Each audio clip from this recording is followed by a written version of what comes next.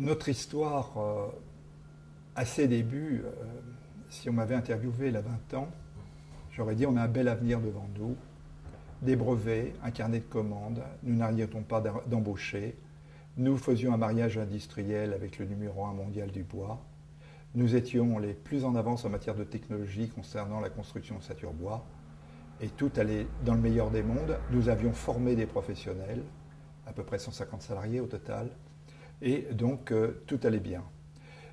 Malheureusement, nous avons choisi d'accepter les sollicitations d'une des banques nouvelles et de dire on va coopérer avec elle. Pourquoi? Parce qu'elle nous proposait de participer à l'augmentation de capital. Là, ça a été peut-être mon erreur, parce que très peu de temps après, ces dirigeants bancaires étaient impliqués dans une sale affaire où 15 banques seront condamnées. Ce contexte-là nous amènera à déposer le bilan du groupe. Et nous allons avoir très vite, comme c'est l'usage en matière de procédure collective, affaire à un juge-commissaire pour l'ensemble des sociétés. Donc un juge-commissaire et 2 mandataires de justice, représentant les créanciers puis liquidateurs. Je tiens tout de suite à dire qu'il y a un mandataire de justice avec lequel ça s'est très bien passé, un autre c'était catastrophique parce qu'il était en lien permanent, je n'ose pas employer un autre mot, avec ce juge-commissaire. Ce juge-commissaire était administrateur de la dite banque, qu'il était associé dans des sociétés filiales pour acheter des actifs avec un cadre de cette banque, et que ce que je découvrais plus tard, c'est qu'il était à la tête d'une entreprise concurrente. Nous ne le savions pas. Mais son rôle a consisté à quoi?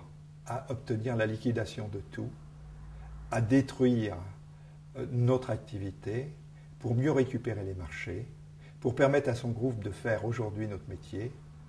Donc il a tout dépecé.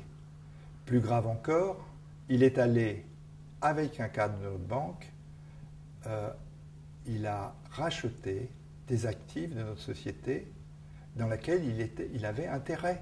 Donc j'ai découvert, il n'a pas pu assouvir complètement sa convoitise parce que j'ai découvert en cours de route certaines choses. Mais là, on n'a plus affaire à la justice. On a affaire à une bande organisée. C'est du pénal. Et le procureur aurait dû se saisir. Pourquoi ne l'a-t-il pas fait? Voilà une interrogation. Sous l'égide de ce juge-commissaire, nous avions un centre d'affaires avec des marques, avec des logos, etc., qui ont été contrefaits par la même banque. J'ai réussi à la faire condamner. Elle n'a pas fait appel. Si on m'avait interviewé au début de notre affaire, vous auriez eu un homme qui ne comprenait pas.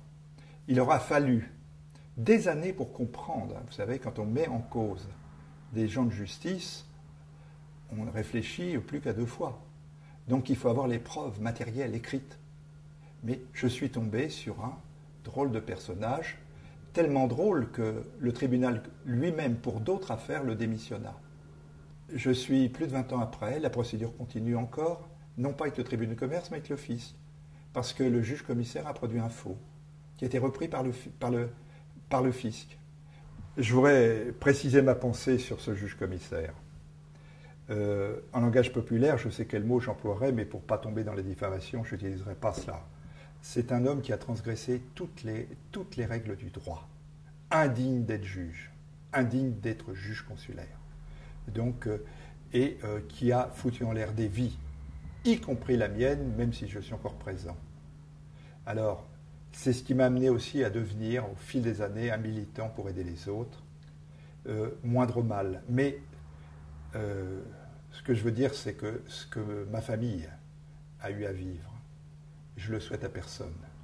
Et c'est pour cela que je suis fier de quelque part, de mon orgueil intérieur, quand j'aide quelqu'un et que je lui évite le pire.